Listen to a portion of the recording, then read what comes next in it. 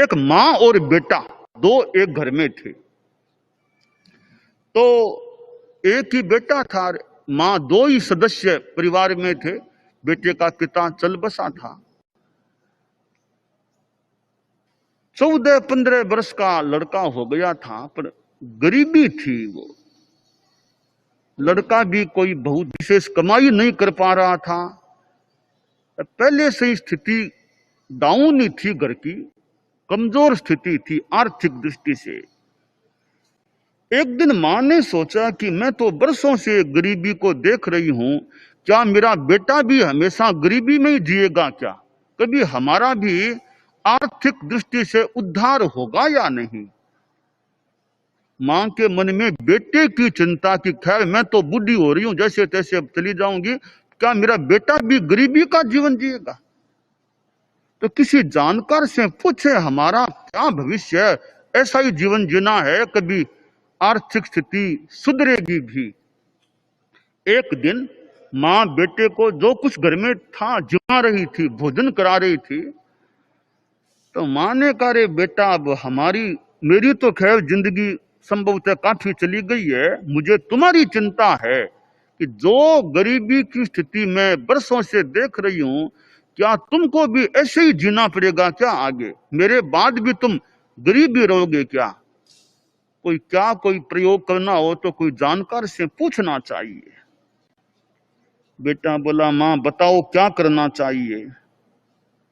तो मां बोली, बेटा एक योगीराज है, करीब 20 कोस दूर यहां से उनका स्थान है। योगीराज बड़े ज्ञानी पुरुष हैं, वे कुछ भविष्य की बातें भी बता देते हैं और कभी मंत्र आदि भी बता देते हैं। तो तुम उनके दर्शन करो, पूछो कि हमारे परिवार का भविष्य क्या है, या गरीबी में जिएंगे, सुधार भी होगा।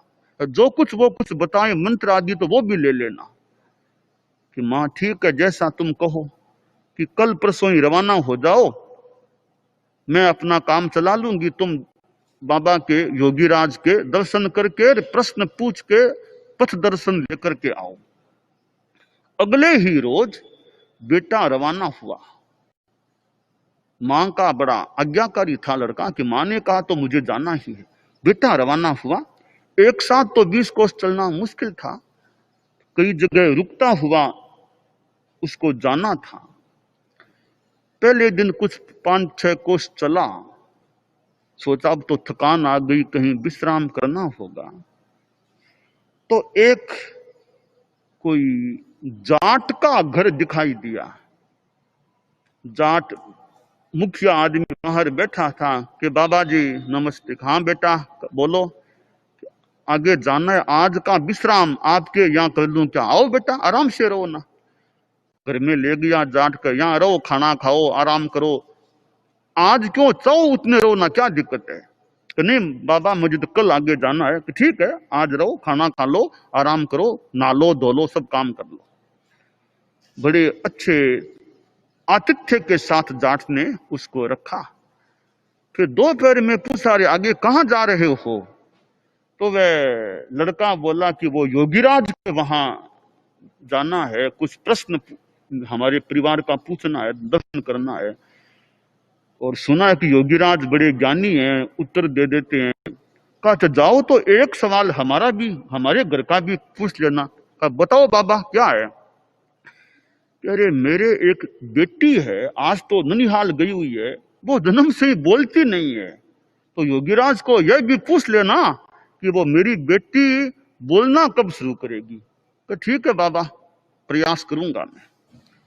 अगले रोज वह लड़का आगे बढ़ा, फिर करीब 5-6 कोस कुछ आगे बढ़ा और एक सन्यासी का छोटा सा आश्रम आ गया। सोचा यहां विश्राम करूं। बोला बाबा नमस्कार। कहां बेटा आओ? बाबा विश्राम करना है आज दिन रात का, कहो तो यहाँ रह जाऊं। कहां बेटा रहो ना, कई कमरे हैं, रह जाओ, अपना बासा चलता है, भोजनालय, खाना खा लो, यहाँ रहो आराम से। वहां रह गया। तो दोपहर में फिर वो सन्यासी के पास यूं बैठा था, तो सन्यासी ने भी पूछा आगे कहाँ जा रहे हो? कहा योगीराज के वहां जा रहा हूं। सवाल पूछने। कहा ठीक है, मैं तो आजकल इस सीमा से बाहर जाता नहीं हूं, नियम ले रखा है। योगीराज बड़े ज्ञानी पुरुष हैं, तो एक सवाल मेरा भी क्या पूछ लोगे? हाँ बाबा बताओ, क्या सवाल है? कि देखो, एक बात है कि मुझे इतने बरस हो गए तपस्या करते, साधना करते करते, अब तक मुझे सिद्धि नहीं मिली। तो योगीराज से पूछ लेना, मुझे साधना की सिद्धि कब मिलेगी? इतने बरस हो गए तप तपते साधना। तो ठीक है, पूछ लूंगा। अगले रोज वह आगे बढ़ा। फिर कई कोस चला, एक कोई किसान का फार्म हाउस जैसा वो खेत आ गया, अंदर कमरे भी थे। लड़का किसान से मिला कि किसान बाबा आज यहाँ रह जाऊं क्या? बेटा रहो, क्या दिक्कत, आराम से रहो ना। वहां फार्म हाउस के एक कमरे में रह गया, खाना मिल गया, आराम से विश्राम हो गया। रात को वह किसान बोला, रे कहाँ जा रहे हो? कि वो आगे है ना आपके योगीराज, हाँ है ना, कि उनके दर्शन करने और कुछ प्रश्न भी पूछने हैं, जा रहा हूं। तो कहा भाई बहुत ज्ञानी पुरुष हैं वे, तो एक काम मेरा भी साथ में कर देना, एक सवाल मेरा है। बताओ बाबा। तो देखो, तुम देखो ना, ये खेत है ना, वो बीच की थोड़ी सी भूमि है, वहां पैदाइश नहीं है, कोई धान पैदा नहीं होता, क्या कारण है? और सब जगह ठीक है, पैदाइश होती है, उतनी एरिया में अनाज पैदा नहीं होता है। तो बाबा योगीराज से पूछ लेना क्या कारण है, क्यों नहीं अनाज पैदा होता है? ठीक है, पूछने का भाव है, पूछ लूंगा।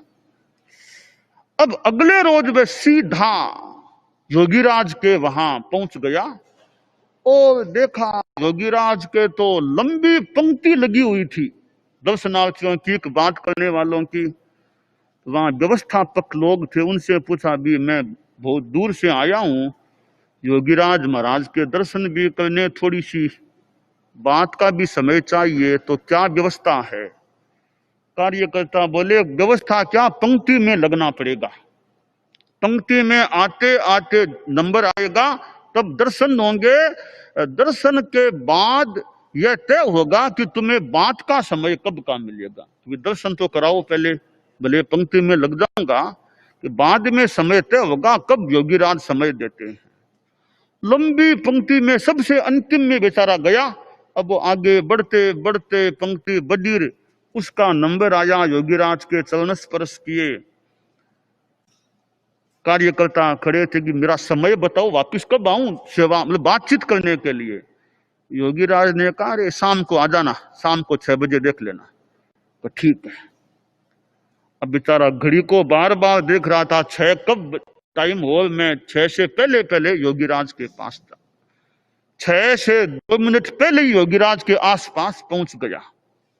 योगीराज ने देख लिया, हाँ आओ आओ आ जाओ, पास में बुला लिया। फिर दर्शन किए। बोला, बाबा कुछ प्रश्न लेकर आया हूं,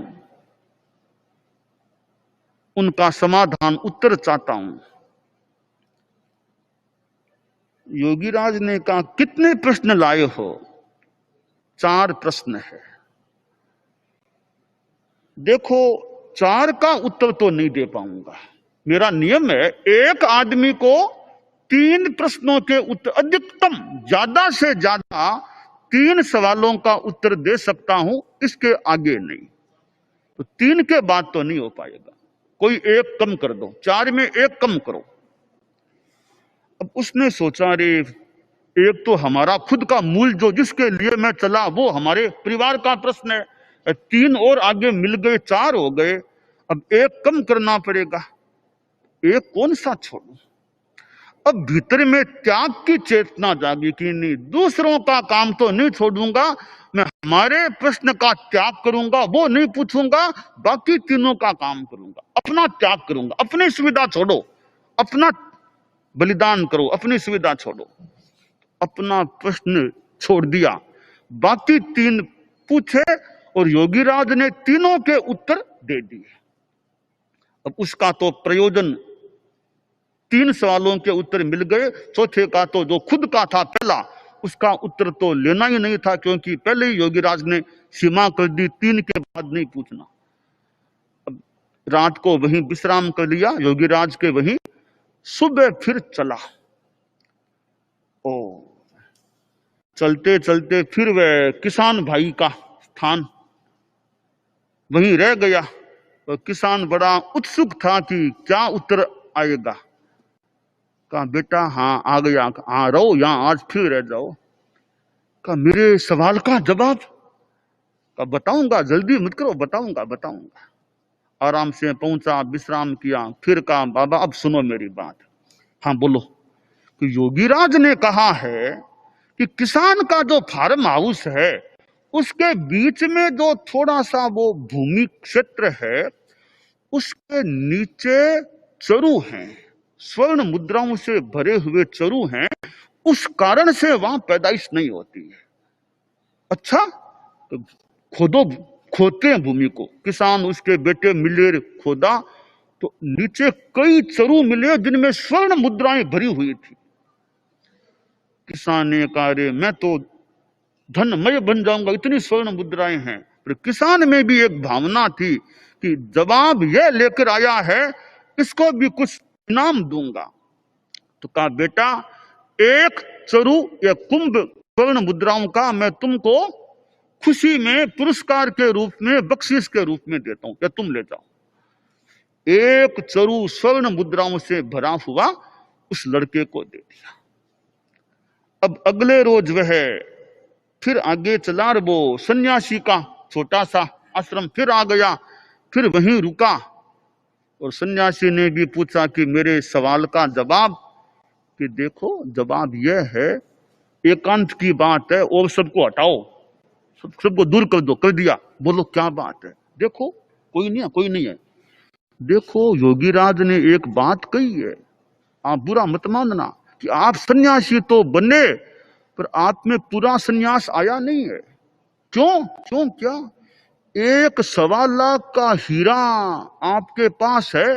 जब तक वह हीरा आपके पास रहेगा आपकी साधना सिद्ध नहीं होगी। सन्यासी ने कहा रे धन्य योगीराज के ज्ञान को, मेरी इतनी गुप्त बात का उनको ज्ञान है। हाँ यही बात कही है कि जब तक हीरा नहीं छोड़ोगे साधना की सिद्धि नहीं। अब सन्यासी शर्मिंदा भी हुआ कि मेरी बात इसको भी ज्ञात हो गई कि मेरे पास सन्यासी हूं और हीरा भी है। तो कहा कि योगीराज ने कहा कि अगर साधना को सिद्ध करना है तो हीरे को छोड़ना पड़ेगा। तो तत्काल उसने कहा यह हीरा तुम ले जाओगा, तुम लो हीरा, मैं मुक्त हो जाऊंगा। हीरा छोड़ा और साधना सिद्ध हो गई। अब वह आगे बढ़ा, वह जाट के घर गया अगले रोज। तो वो जाटने का उत्तर आया, आ गया। क्या कहा योगीराज? योगीराज ने कहा है कि वो बेटी है जाट की, वो बोलेगी। कब बोलेगी? कि जिस दिन अपने पति, भावी पति को देख लेगी बोलना शुरू कर देगी। योग की बात ननिहाल गई हुई थी। एक आधा घंटा बाद वह लौटी ननिहाल से, मां के साथ लौटी। जो इस लड़के को देखा बोलना शुरू कर दिया। तो जाट ने कहा आप मेरे कमर साहब बन गए, आप मेरे कमर साहब बन गए हो, मैं अभी आज ही बेटी को पढ़ना देता हूं आपको। तो वही बेटी की शादी कर दी। अगले रोज बेटी को ससुराल भी पुगा दिया। अगले रोज अपने खुद के घर पहुंचा। मां ने पूछा बेटा अपने सवाल का जवाब। बेटा बोला मां मैंने अपना सवाल पूछा ही नहीं, दूसरों के सवाल पूछे थे। कहा यह क्या किया रे, इतनी दूर गए सवाल नहीं पूछा। कि मैंने अपना त्याग कर दिया, दूसरे 3 सवाल पूछे पर अपने सवाल का जवाब अपने आप ही आ गया। देखो इतनी तो स्वर्ण मुद्राएं, यह 1.25 लाख का हीरा और यह तुम्हारी सेवा करने वाली बहू रानी तुम्हारे लिए आ गई है। सब कुछ काम हो गया। तो खुद का त्याग किया, अपने आप खुद का काम हो गया। आदमी को त्याग करना चाहिए, त्याग मौके पर खुद का कुछ त्याग करना चाहिए कि मेरी सुविधा मैं छोड़ दूं, मेरी सुविधा का मैं त्याग कर दूं, दूसरों को तकलीफ न पड़े। तो हमें औचित्य के साथ त्याग के पथ पर आगे बढ़ना चाहिए।